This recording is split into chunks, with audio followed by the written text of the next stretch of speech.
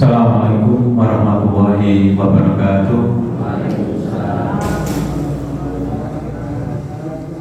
Rabbi sadri wa yassir li amri wahlul 'uqdatam min lisani yafqahu qawli. Qala Allah Ta'ala fil Qur'anil Karim, a'udzu billahi minasyaitonir rajim. Bismillahirrahmanirrahim. Ya ayyuhalladzina amanu taqullaha wa tanzur nafsum ma qaddamat lighad wa taqullaha innallaha khabirun bima ta'malun. Bapak Ibu yang dirahmati Allah, alhamdulillah pada kesempatan ini kita diberikan kesehatan, diberikan kesempatan masih dititipi iman Islam, sehingga dengan iman Islam itu bisa menghadirkan diri kita di majelis taklim dan diawali dengan menjalankan ibadah sholat subuh berjamaah di tempat yang sangat mulia. Bapak Ibu yang dirahmati Allah, tanpa terasa kita sudah masuki hari ke-22, berarti tinggal 8 malam lagi. Yang sepertiga terakhir ini adalah malam untuk iktikaf. Iktikaf itu artinya apa? Berdiam diri. Boleh berdiam diri duduk merenung, boleh berdiam diri sambil zikir, boleh berdiam diri dengan hafalan Quran atau membaca Al-Quran. Itu boleh iktikaf. Jangan iktikaf dengan zikir atau membaca Al-Quran. Sholat saja itu, kalau sholat sunat itu boleh membaca ayat Al-Quran. Misalnya di imaman ini ya, ada Al-Quran itu ya, yang dari DMI itu ya, dikasihkan di sebagian di kota Jogja ini. Itu ada Al-Quran untuk dibaca imam ketika sholat sunat, misalnya tarawih. Kalau sholat wajib tidak boleh. Sholat wajib tidak boleh membawa handphone, baca tidak boleh, atau membaca Quran juga tidak boleh. Tapi kalau sholat sunat boleh. Misalnya mau sholat tarawih 1 juz atau 10 juz misalnya boleh. Jadi kalau sholatnya itu kan ada 8, kemudian 8 rakaat ditambah 3 rakaat sholat witir kan 11. Nah itu misalnya mau pakai 10 juz, berarti 1 rakaatnya 1 juz itu boleh. Nah, nari makmumnya kira-kira mau enggak diimami seperti itu? Kalau mau ya oke, kalau enggak ya jangan. Nah, biasanya itu dilakukan nanti biasanya jam 1, jam 2 itu ya. Jadi latihan imam yang 1 juz urut. Nah, itu membawa pakai Al-Quran atau pakai handphone itu boleh. Maka kembali lagi iktikaf berdiam diri. Kalau Rasulullah itu iktikafnya 24 jam kali 10 hari, kalau puasanya 30 hari. Di masjid 24 jam kali 9, kalau puasanya itu 29 hari. Di masjid full kecuali mandi atau pas nanti ketika nggak ada yang ngantarkan makanan, berarti ngambil makan untuk buka atau untuk sahur keluar. Nah, ini Rasulullah itu suri tauladan, contoh yang paling sempurna. Saat sekarang ini apakah ada orang seperti itu? Ya ada, tapi kita tidak tahu. Mungkin di pondok pesantren atau di lembaga-lembaga yayasan agama Islam gitu ya. Itu juga mengadakan iktikaf 24 jam kali 10 hari, dan tidak hanya iktikaf berdiam diri, tapi diisi kajian. Diisi kajian tentang kajian akidah, kajian akhlak, kajian muamalah, kajian fikih, macam-macam gitu ya. Nah ini boleh monggo. Jadi ketika berdiam diri di masjid itu, diantaranya yang dibaca oleh Rasulullah adalah ketika menunggu malam Lailatul Qadar, yaitu mengucapkan seperti yang kita lakukan, asyhadu an la ilaha illallah, astaghfirullah, as'alukal jannata wa a'udzu bika minan nar. Allahumma innaka afuwun tuhibbul afwa fa'fu anni. Jadi ini doa, kita tidak niat menghafalkan karena sering diucapkan di masjid atau imam misalnya, itu jadinya kita langsung hafal. Tapi tidak hanya sekedar hafal, tapi arti kata per kata, makna dari doa itu apa? Di antaranya doa itu adalah kita beristighfar memohon ampun kepada Allah. Padahal di bulan suci Ramadan ini untuk malamnya itu kita nggak usah istighfar, itu sudah otomatis diampuni karena qiyamul lailnya kita. Kalau siang kita nggak usah istighfar, itu diampuni Allah karena puasanya kita. Apalagi malah ditambahi kita beristighfar, gitu ya. Berarti tumpuk-tumpuk atau double istighfarnya kita. Nah, tapi kita jangan terlalu bangga, wah istighfar saya sudah banyak, kemungkinan sudah diampuni Allah, gitu ya. Jadi istighfarnya kita ini kalau dibandingkan Nabi itu jauh. Nabi itu tidak kurang dari 100 kali istighfar setiap hari. Padahal istighfarnya kita 100, itu melawan istighfarnya Nabi 1 kali saja itu belum tentu seimbang.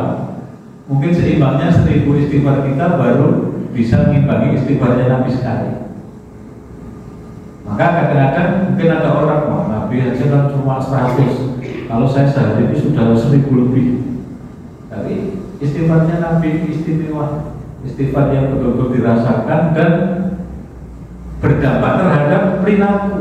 Kalau kita itu istighfar astagfirullah sambil pegang handphone, kita istighfar sambil ngelamun, nah itu kan istighfarnya tidak ngefek, gitu. Sehingga sahabat sekaligus khalifah itu kalau zikir, gitu ya, kalau Abu Bakar itu zikir, itu sampai orang di belakangnya itu bau kayak mambu gosok sate.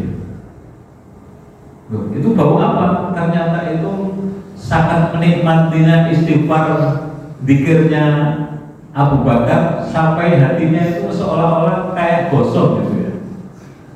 Nah, ini sampai saat sekarang ini di dunia ini saya belum menemukan orang yang istighfar zikir sampai hatinya itu terbakar dan bergetar, gitu ya.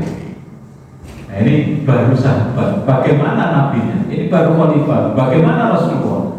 Maka istighfar kita tidak ada apa-apanya. Bukan berarti tidak apa-apanya kemudian kita tidak berikhtiar, tidak berusaha, tapi tetap berusaha.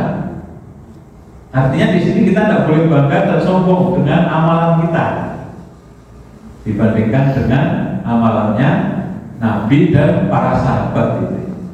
Oleh karena itu maka di 10 hari yang terakhir ini Rasulullah membangunkan anaknya, istrinya, diberi semangat supaya menghidupkan malam-malam yang terakhir untuk menjemput Lailatul Qadar. Mungkin orang, wah ini kan malam genap, saya nggak berangkat, saya tanya ganjil aja. Siapa yang menjamin bahwa nanti akan ketemu dengan malam yang ganjil? Bisa saja mungkin dia keluar kota, bisa ada tamu, bisa halangan sakit, atau yang paling terakhir adalah kemungkinan bisa meninggal. Ini ada beberapa kemungkinan. Begitu kita ada sudah kesempatan full dari awal sampai akhir. Nah, ini kita masuk final 10 hari yang terakhir. Dimanfaatkan karena tidak ada yang menjamin bahwa tahun depan kita ketemu. Tidak ada yang bisa menjamin. Di tempat saya itu ada orang ya kerja di Malioboro itu ya, kaki lima itu ya. Kehidupannya itu sangat kritis sekali. Jadi kadang sehari laku sehari enggak. Jadi ya kalau pas laku ya makan, kalau enggak laku enggak makan. Tapi dia rajin ke masjid. Ada 3 orang yang saya hafalkan, setiap kali orang ke masjid itu duduknya dia kalau enggak di tepi jalan ya di pojokan jalan. Nanti kemudian menilai, mengoreksi, oh itu ke masjid terus kok ya suke, itu rajin kok ya orang merubah nasib, termasuk yang kemarin baru tadi. Dan mungkin saya juga dinilai, oh itu Pak Misbah sejak dulu sampai sekarang ke masjid terus ya nggak ada perubahan ekonomi. Jadi cemoohan, hinaan itu selalu ada, tidak hanya pada Rasulullah. Kita pun saat sekarang ini juga dibatin. Padahal kita sholat ini bukan fungsinya kaya, tapi fungsinya kita ya ibadah. Kalau mau kaya ya ikhtiar usaha, mau kantoran, mau PNS, mau bisnis gitu ya, merubah nasib gitu.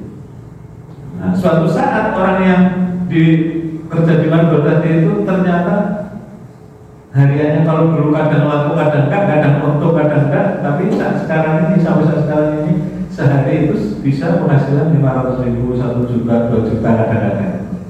Ekonominya bagus, bisa beli tanah, rumah, mobil, motor, muliakan anak. Dan orang yang menilai tadi gimana? Dia tidak sholat, jadi cuma hanya omong-omong rasani. Dan akhirnya yang meninggal, padahal usianya berapa? 63 tahun, 70 tahun, 75 tahun, bertiga itu akhirnya meninggal semua dalam keadaan yang saya tahu itu belum juga sholat. Padahal gunanya apa? Dia itu malah mengotori.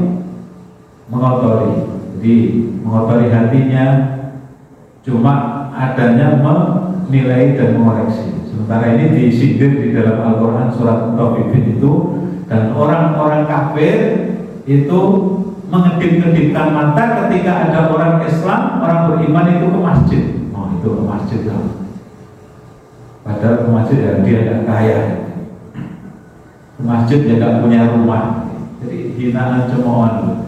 Tapi kalau kita sabar itu jadi suatu ladang pahala. Jadi kita jangan sampai kemudian membalas dendam atau mengimbangi ojanya mereka. Bapak Ibu yang dirahmati Allah, jadi sekali lagi di akhir-akhir bulan suci Ramadan kita terus berdoa, istighfar. Jadi semakin mengencangkan terawihnya kita ini ada yang bolong enggak, tadarusnya kita ini sudah ditambahi belum gitu ya. Terus kita mengevaluasi, muhasabah. Jangan-jangan puasa kita ini hanya rubah so'imin Laisa minal ju'wal atas. Jadi berapa banyak orang puasa itu hanya mendapatkan lapar dan dahaga tanpa mendapatkan pahala. Nah ini fungsinya kita evaluasi, introspeksi. Termasuk ibadah-ibadah kita ya harus berkualitas. Di antaranya kalau saya membagi baru 10 menit ya, kurang 10 menit lagi. Jadi ini yang saya terakhir juga ngisi subuh ini. Jadi saya membagi orang beriman. Jadi ada Islam yang dibagi banyak. Kalau saya membagi iman itu ada 3 paling nggak iman. Ini untuk oleh-oleh kita. Jadi ucapan iman itu ada iman yang dasar, ada iman yang menengah, ada iman yang kelas atas. Iman yang paling dasar itu Allah menyebutnya hanya datang. Misalnya ya ayyuhalladzina amanu kutiba alaikumusiyam. Orang yang beriman yang diwajibkan untuk puasa hanya datar saja. Ya ayyuhalladzina amanu idza nudiya lis-sholati min yaumil jum'ati fas'au ila dzikrillah. Hai orang yang beriman, apabila diserukan untuk menunaikan sholat Jumat maka bersegeralah.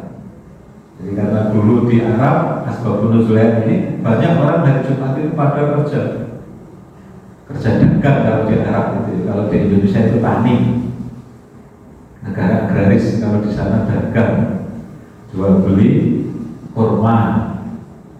Nah kemudian itu yang paling dasar, hanya panggilan biasa.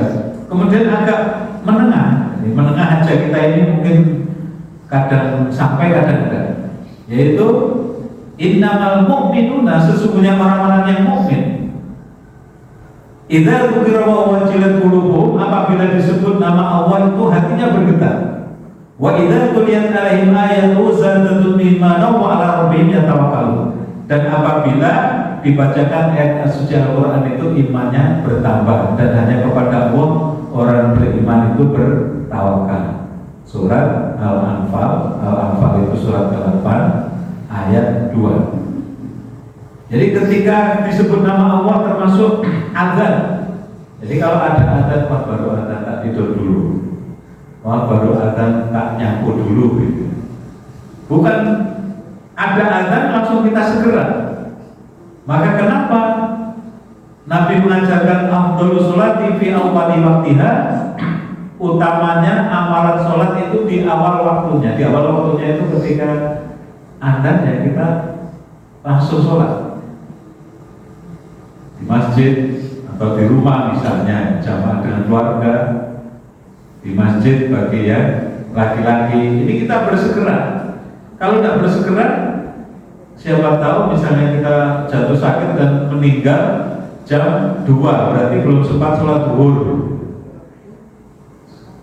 Asar jam 3, kita menunda jam 5, kita meninggal jam 5 lebih 5 menit misalnya. Nah, fungsinya kita menyegerakan. Ini adalah ciri-ciri orang Islam yang, orang iman yang sedengan atau yang menengah gitu ya. Disebut nama Allah yang bertakwa. Dibacakan ayat suci Al-Quran, imannya bertambah. Baik itu kita harus membaca, mendengarkan, atau nyimak gitu ya. Mendengarkan kalau hafal, kalau tidak hafal mendengarkan ini berarti ya apa itu ya, kayak kita layat itu ya. Layat ada membaca Al-Quran, dibacakan murattal, malah yang layat itu ngobrol sendiri-sendiri. Mungkin malah ngerasani temannya atau ngerasani yang meninggal. Wah, yang meninggal ini kemarin nakal sekali, sekarang akhirnya meninggal juga toh. Jadi yang lain ngerasani. Nah, ini aku ngerti, uang ini pas lagi mabuk gitu ya. Nah, kita kalau ngomongin sesuai kenyataan namanya ghibah. Kalau ghibah itu ngomongin orang sesuai kenyataan. Pak Yus misalnya, wah Pak Yus itu tandanya bagus itu ya, tapi saya biar. Nah, sesuai apa yang ada pada Pak Yus, sementara yang rasanya tadi itu pas tidak ketemu yang dirasani, ini namanya ghibah. Kalau ghibah itu pemberian. Kalau ngomongin rasanya tidak ada orangnya, tidak sesuai, namanya fitnah.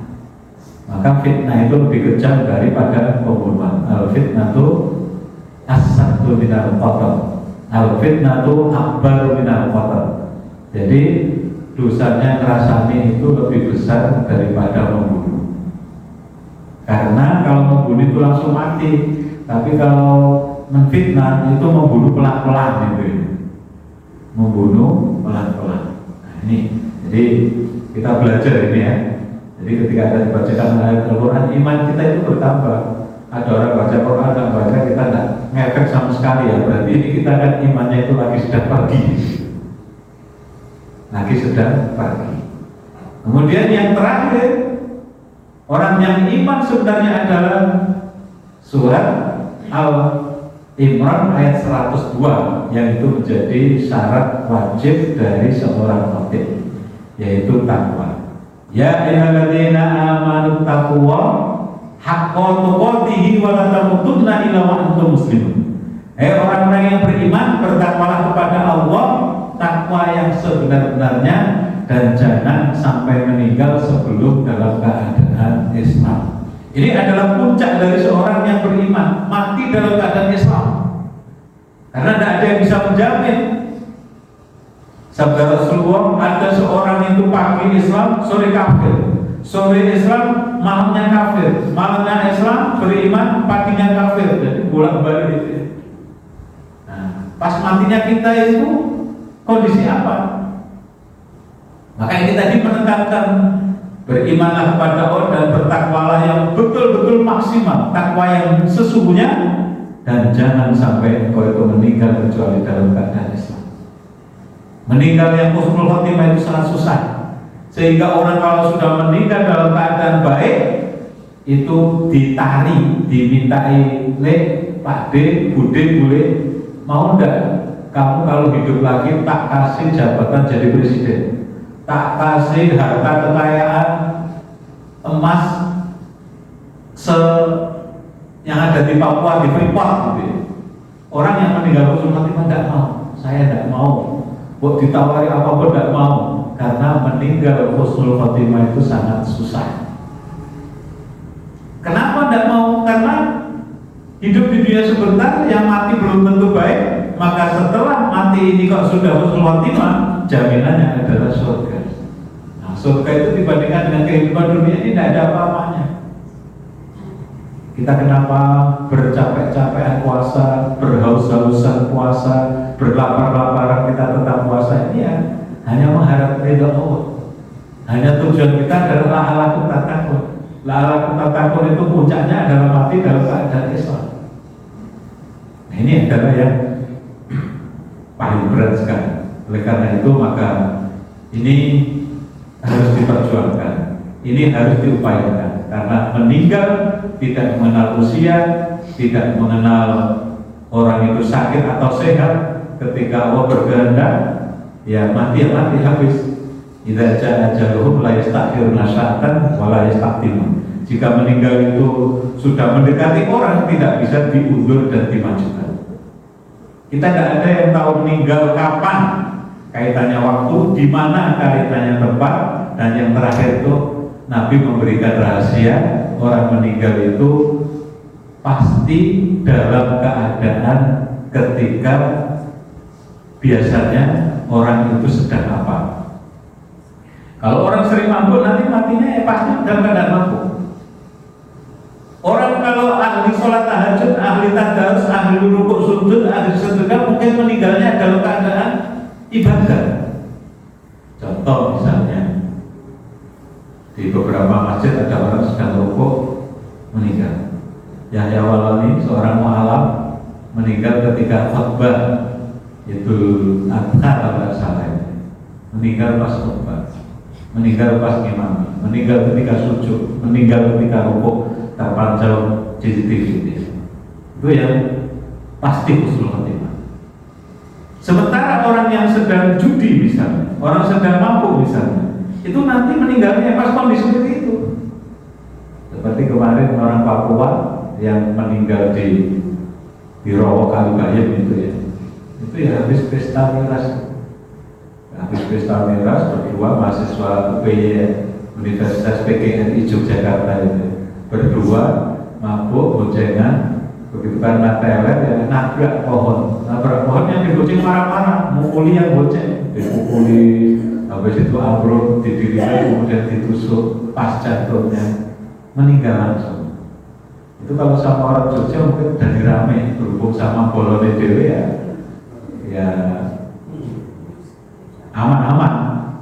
Akhirnya di otopsi untuk memastikan, ditaruh di Auri, kemudian dibayar rumah sakit Bayangkara, sekitar 3-4 hari baru diterbangkan ke orang tuanya. Ini ya karena kebiasaannya mabuk jadi meninggalnya itu, dan banyak contoh-contoh yang seperti itu ya.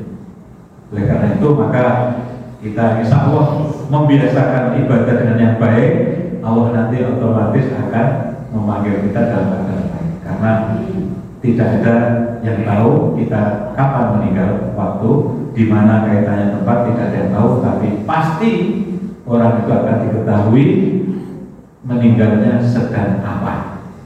Oleh karena itu maka di akhir-akhir bulan Ramadan ini terus kita etikal, kalau tidak bisa pun ya kita ngalai sebelum waktu zuhur, misalnya jam 12 kita berarti kurang seperempat ke masjid.